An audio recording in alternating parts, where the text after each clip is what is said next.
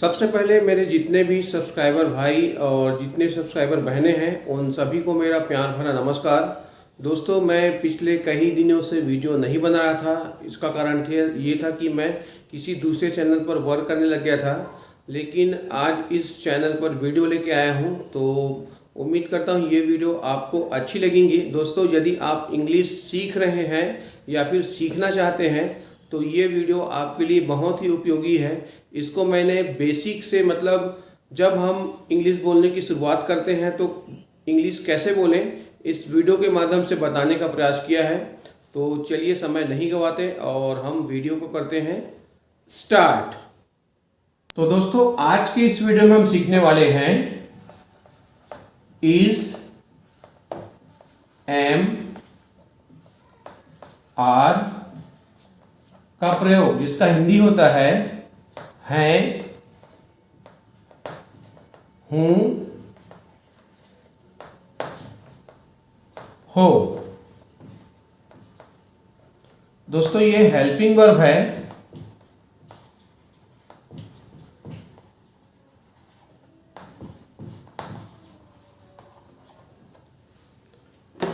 जिसको हिंदी में हम सहायक क्रिया कहते हैं।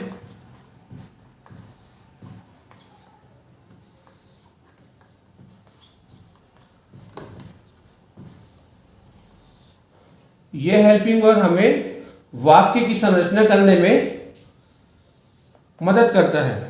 तो सबसे पहले हम समझते हैं ये इज ए मतलब हमें क्या बताता है। तो दोस्तों, आप ये ध्यान रखना, ये सब्जेक्ट की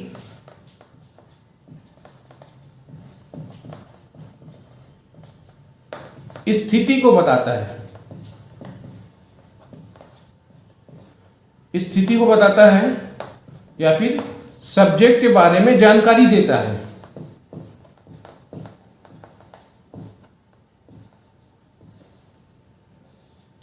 जानकारी बताता है मतलब वर्तमान स्थिति या फिर वर्तमान इसकी जो जानकारी है वो बताता है। दोस्तों, यदि आपको इंग्लिश नहीं आती और आप इंग्लिश सीखना चाहते हैं तो ये वीडियो बहुत ही उपयोगी है। तो प्लीज़ आप इस वीडियो को ध्यान से देखिए। दोस्तों, जब हम वाक्य की संरचना करते हैं तो सबसे पहले हमें चाहिए रहता है स्ट्रक्चर, क्योंकि बिना स्ट्रक्चर के हम वाक्य की संरचना नहीं कर सकते, जिसको हम फॉर्मूला भी कहते हैं। क्योंकि इसी स्ट्रक्चर के माध्यम से आप हमेशा, मतलब जितने भी वाक्य बनते हैं सब स्ट्रक्चर के माध्यम से बनते हैं। तो स्ट्रक्चर में सबसे पहले आता है सब्जेक्ट और उसके बाद आता है हेल्पिंग वर्ब।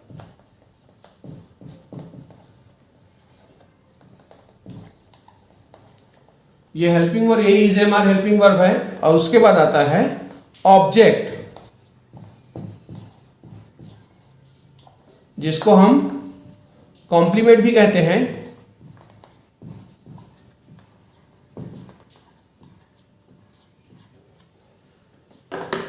दोस्तों, कॉम्प्लीमेंट का हिंदी होता है पूरक, मतलब वाक्य को पूरा करता है। ये वीडियो को आप ध्यान से देखिए, मैं एकदम बहुत ही बेसिक से बता रहा हूं। यदि आप नए हैं, इंग्लिश सीखना चाहते हैं तो ये वीडियो आपके लिए बहुत ही उपयोगी है। तो बार बार आपसे कहता हूं कि प्लीज ध्यान से इसको देखिए और समझने का प्रयास कीजिए। तो सबसे पहले समझते हैं हम सब्जेक्ट को। सब्जेक्ट क्या है? तो इसमें देखिए, आई सब्जेक्ट है, जिसका हिंदी होता है मैं।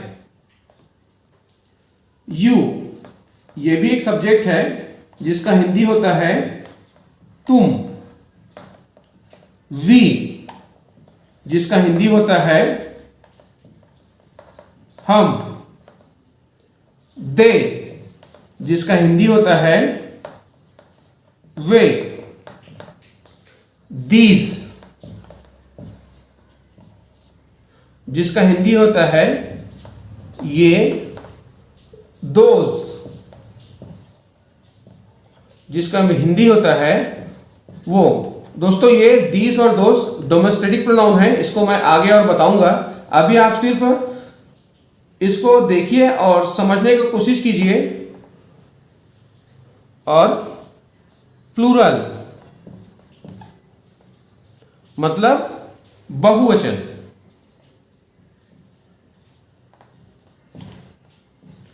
एक से अधिक। और सब्जेक्ट होता है ही, ये थर्ड पर्सन सिंगुलर है, जिसका हिंदी होता है वह। इसका प्रयोग हम पुरुष के लिए करते हैं।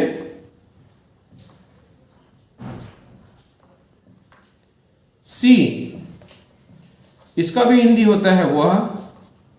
इसका प्रयोग हम स्त्री के लिए करते हैं। इट,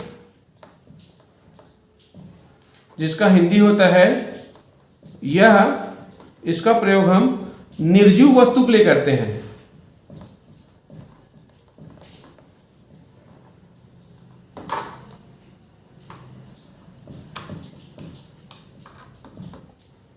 और दीज, जिसका हिंदी होता है यह। और दैट, जिसका हिंदी होता है वह। दोस्तों आप लोग ध्यान रखना, ये दीस और दोस और दीस और दैट ये डोमेस्टिक प्रोनाउन है। इसको मैं और आगे अच्छे से समझाऊंगा और आप सिर्फ इसको समझते जाइए। और सिंगुलर,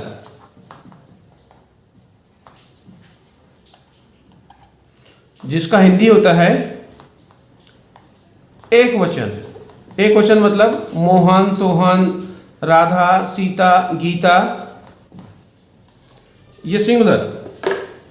तो ये तो पूरे हो गए सब्जेक्ट। और इन सब्जेक्ट के साथ कौन सा हेल्पिंग वर्ब यूज होता है पहले वो देखते हैं। तो आप ये ध्यान रखना, आई के साथ हमेशा हम एम का प्रयोग करते हैं, ये हेल्पिंग वर्ब, ये ध्यान रखना आप। आई के साथ एम का प्रयोग करते हैं। यू, वी, दे, दीस, दोस और प्लूरल मतलब एक से अधिक है, उसके साथ हम आर, जो कि हेल्पिंग वर्ब है, इसका प्रयोग करते हैं। और ही, सी, इट, दिस, दैट सिंगुलर व्यक्ति के साथ हम इच का प्रयोग करते हैं। तो यदि आप चाहें तो इसका स्क्रीनशॉट ले लीजिए, क्योंकि जब हम वाक्य की संरचना करेंगे तो इसको मुझे मिटाना पड़ेगा और वाक्य की संरचना करेंगे तो और अच्छे से समझ में आएगा। तो प्लीज आप मेरे साथ वीडियो पर बने रहिए। तो चलिए अब हम वाक्य बनाते हैं। तो वाक्य है, आप ये देखना, मैं गरीब हूं। बहुत ही छोटा वाक्य लिया हूं क्योंकि आसानी से समझे। और ये है अफर्मेटिव सेंटेंस।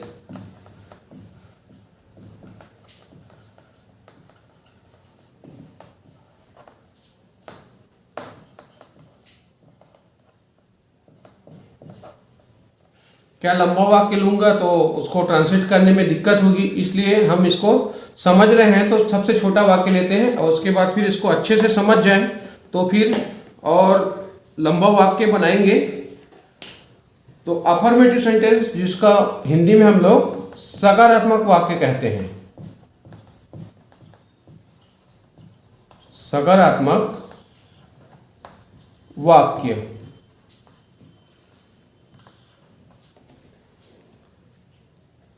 और वाक्य को इंग्लिश में ट्रांसलेट करना है तो आपको तो फॉर्मूला मैं पहले बताया हूं, चलो एक बार आपको फिर बता दूं। सबसे पहले आता है सब्जेक्ट और उसके बाद आता है हेल्पिंग वर्ब,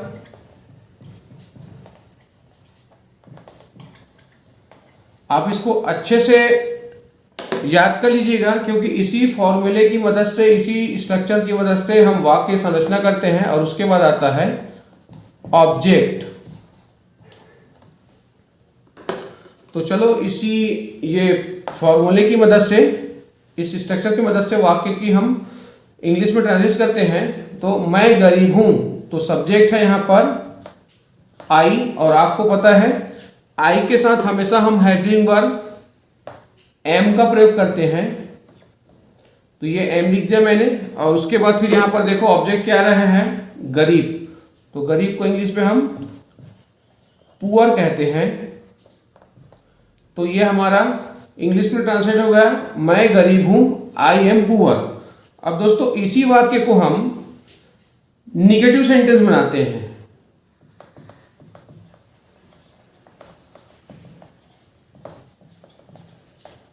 मतलब इसको हम नकारात्मक वाक्य में तो बोल सकते हैं, जैसे मैं गरीब नहीं हूं। तो इसका स्ट्रक्चर आप ध्यान रखना। सबसे पहले आता है इसमें सब्जेक्ट,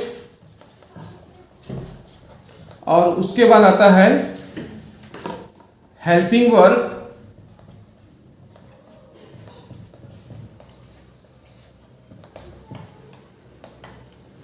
और हेल्पिंग वर्ब के बाद आता है नॉट। तो ये आप ध्यान रखना, हेल्पिंग वर्ब के बाद नॉट जुड़ जाता है जब हम नेगेटिव सेंटेंस बनाते हैं तब। और उसके बाद आता है ऑब्जेक्ट।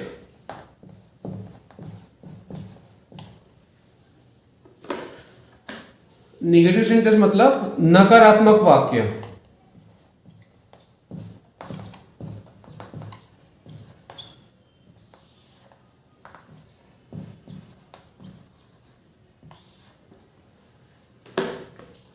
तो फॉर्मूला हमारे पास है, आप देख लो स्ट्रक्चर, सब्जेक्ट, फिर हेल्पिंग वर्ब, उसके बाद नॉट जुड़ जाता है, उसके बाद ऑब्जेक्ट। तो मैं गरीब नहीं हूं, तो सब्जेक्ट है हमारा आई, और हेल्पिंग वर्ब आपको तो पता है आई के साथ हम एम का प्रयोग करते हैं। तो यहां पर हम लिख देंगे एम,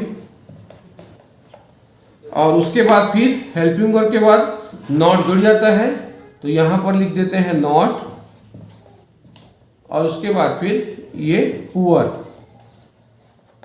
ऑब्जेक्ट। तो यहां पर आप देखो हेल्पिंग वर्ब के बाद ये नॉट जुड़ गया। तो ये बहुत ही आसान है, आप इसको ध्यान रखना। नेगेटिव सेंटेंस, मैं गरीब नहीं हूं, आई एम नॉट पुअर। अब दोस्तों इसी वाक्य को हम इंटरोगेटिव सेंटेंस भी बना सकते हैं। तो चलिए इस वाक्य का इंटरोगेटिव सेंटेंस बनाते हैं।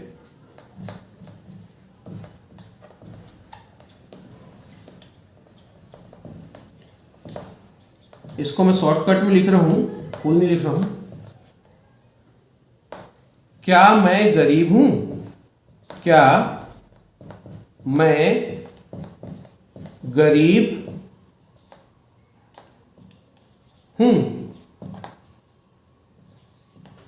ये प्रश्नवाचक वाक्य है, इंटरोगेटिव सेंटेंस।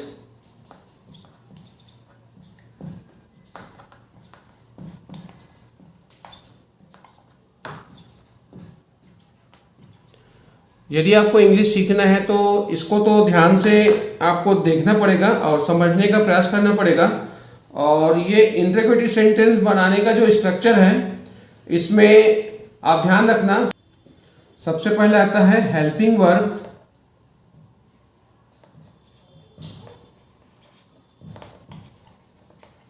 उसके बाद आता है सब्जेक्ट,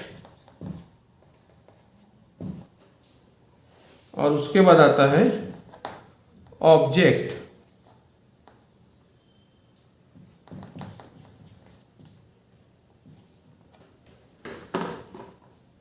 क्या मैं गरीब हूं? मैं का इंग्लिश होता है आई, और आपको पता है आई के साथ हेल्पिंग वर्ब यूज होता है एम। तो यहां पर आएगा एम, और सब्जेक्ट है आई, एम आई पुअर। क्या मैं गरीब हूं? अब इसको हम इंटरोगेटिव निगेटिव सेंटेंस भी बना सकते हैं, लेकिन इसमें जो सेंस नहीं आता। लेकिन चलो इसको हम बना के देखते हैं। बना रहे हैं तो उसको भी बना लेते हैं, इंट्रोगेटिव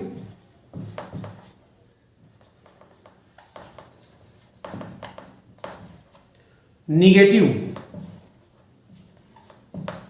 सेंटेंस।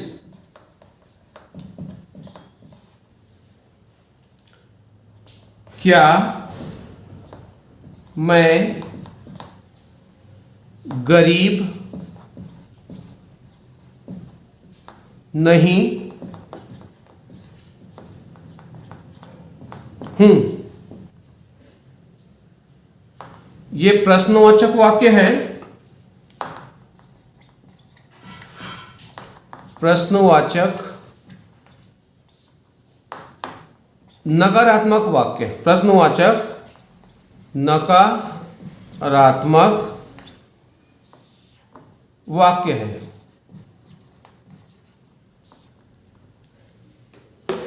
तो इसका फॉर्मूला है, सबसे पहले आता है हेल्पिंग वर्ब,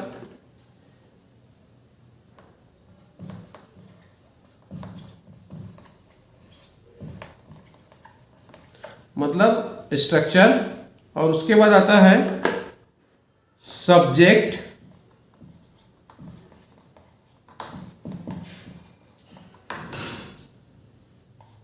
और सब्जेक्ट के बाद आता है नॉट, और उसके बाद आता है ऑब्जेक्ट।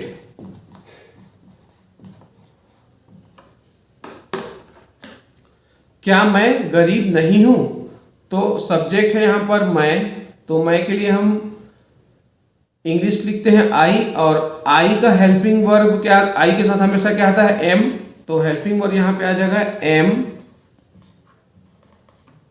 और उसके बाद सब्जेक्ट, तो सब्जेक्ट है आई, और आई के बाद आ जाएगा नॉट, और ऑब्जेक्ट है पुअर। तो हमारा ट्रांसलेशन हुआ एम आई नॉट पुअर। तो ऐसे आप वाक्य की संरचना कर सकते हो। एक ही वाक्य को हम चार तरीके से कैसे लिखे हैं, मैं गरीब हूं सकारात्मक वाक्य, आई एम पुअर, मैं गरीब नहीं हूं, आई एम नॉट पुअर, क्या मैं गरीब हूं, एम आई पुअर, क्या मैं गरीब नहीं हूं, एम आई नॉट पुअर। तो ये तो मैं आई सब्जेक्ट से बनाया हूं, और चलो और वाक्य लेते हैं और उसको इंग्लिश में ट्रांसलेट करेंगे तो इसको और अच्छे से समझ में आएगा। इसका स्क्रीनशॉट लेना चाहते तो ले लीजिए, उसके बाद इसको मैं मिटाता हूं। चलिए एक वाक्य और लेते हैं, तुम ठीक हो। तो इसको चलो इंग्लिश में ट्रांसलेट करते हैं। तुम, जिसका इंग्लिश होता है यू,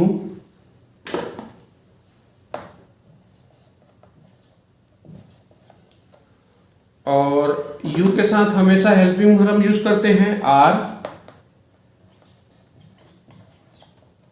और ठीक के लिए फाइन। तुम ठीक हो, यू आर फाइन। अब इसी को जैसे हम बोले कि नेगेटिव में तुम ठीक नहीं हो, तुम ठीक नहीं हो।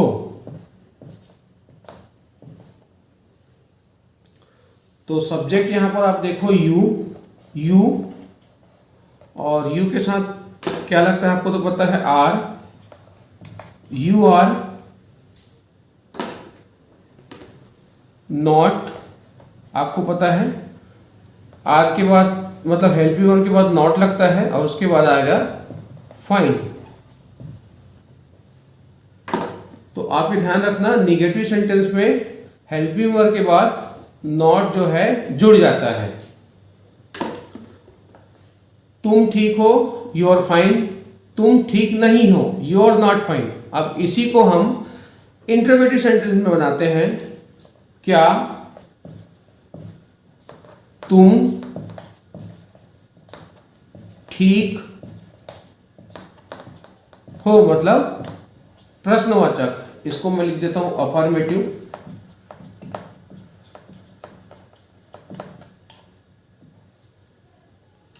ये है निगेटिव।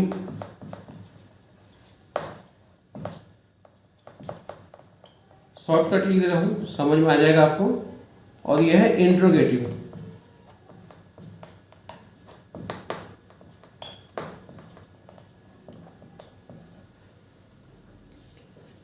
तो फॉर्मूला तो आपको पता है, क्या तुम ठीक हो, तो सबसे पहले आ जाता है हेल्पिंग वर्ब। तो हेल्पिंग वर्ब यहां पर देखो आर है, आर, और उसके बाद आता है सब्जेक्ट। तो सब्जेक्ट है यहां पर यू, और ठीक के लिए हम प्रयोग करते हैं इंग्लिश में फाइन। क्या तुम ठीक हो, आर यू फाइन। अब इसी को इंट्रोगेटिव निगेटिव सेंटेंस में बनाते हैं। Interrogative negative sentence. क्या तुम ठीक नहीं हो, क्या तुम ठीक नहीं हो।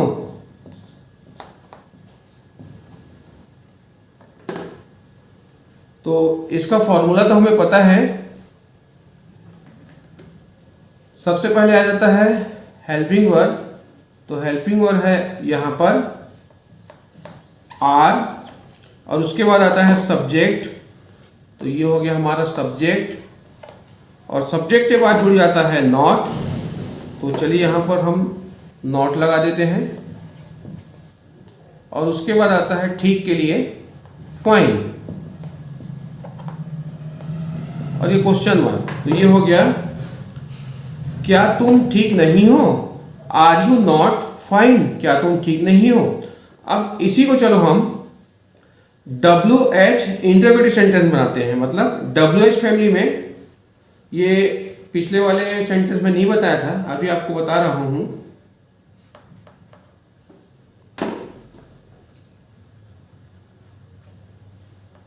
WH interrogative sentence.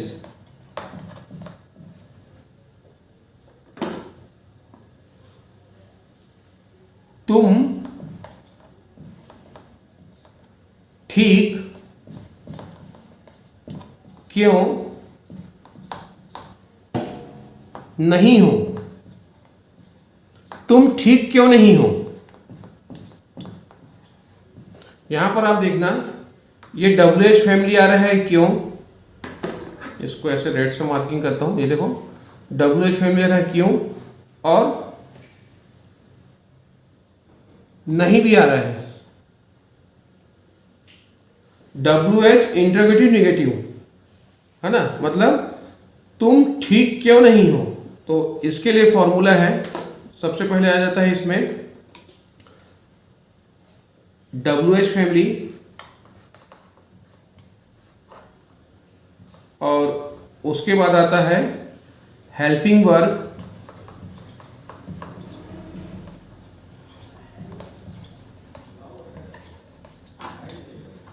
और उसके बाद आता है सब्जेक्ट, और सब्जेक्ट के साथ आता है नॉट।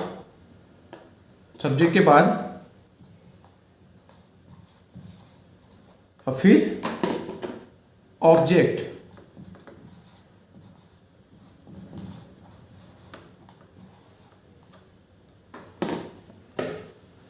तो चलो इसी फॉर्मूले की मदद से इसको हम ट्रांसलेट करते हैं। तो तुम ठीक क्यों नहीं हो। तो क्यों के लिए WH मतलब इंग्लिश क्या होता है, वाई।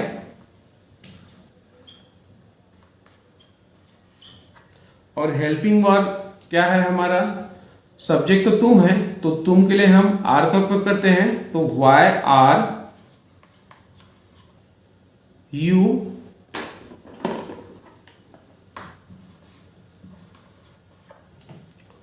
नॉट, नकारात्मक है इसलिए नॉट लगेगा, और उसके बाद फिर ठीक के लिए इंग्लिश में फाइन।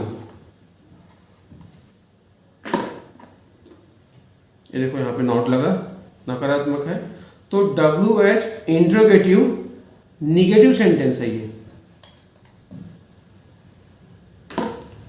तो अब देखो एक ही वाक्य को हम 5 तरीके से बोलना कैसे सीख गए। तुम ठीक हो, यू आर फाइन, तुम ठीक नहीं हो, यू आर नॉट फाइन। क्या तुम ठीक हो, are you fine. Interrogative negative, क्या तुम ठीक नहीं हो, आर यू नॉट फाइन। अब इसी को WH इंट्रोगेटिव निगेटिव सेंटेंस, तुम ठीक क्यों नहीं हो, why are you not fine, मतलब तुम ठीक क्यों नहीं हो। तो देखो एक ही वाक्य को हम 5 तरीके से बोलना सीख गए। तो दोस्तों उम्मीद करता हूँ ये वीडियो आपको अच्छी लगी होगी और आपके बहुत काम आएगी। आप इसको अच्छे से एक बार फिर दोबारा देखिए और इसको समझने का प्रयास कीजिए, क्योंकि और बहुत से सेंटेंस मैं लाऊंगा और लाने के बाद उसकी हम प्रैक्टिस करेंगे, क्योंकि प्रैक्टिस करेंगे तभी ये हमें और अच्छे से समझ आएगा, क्योंकि जितनी ज़्यादा प्रैक्टिस तो उतना ज़्यादा अच्छा है हमारे लिए। तो ये वीडियो यदि आपको अच्छी लगी हो तो प्लीज़ एक प्यारा सा लाइक कर दीजिएगा, और यदि आप मेरे चैनल पर पहली बार विजिट किए हैं तो चैनल को सब्सक्राइब करके बेल आइकन को प्रेस करना बिल्कुल मत भूलना, क्योंकि ऐसी वीडियो मैं हमेशा इस चैनल पर लाते रहूँगा। तो आज के लिए इतना ही है और मिलते हैं फिर नेक्स्ट वीडियो में। तब तक के लिए बाय बाय, टेक केयर।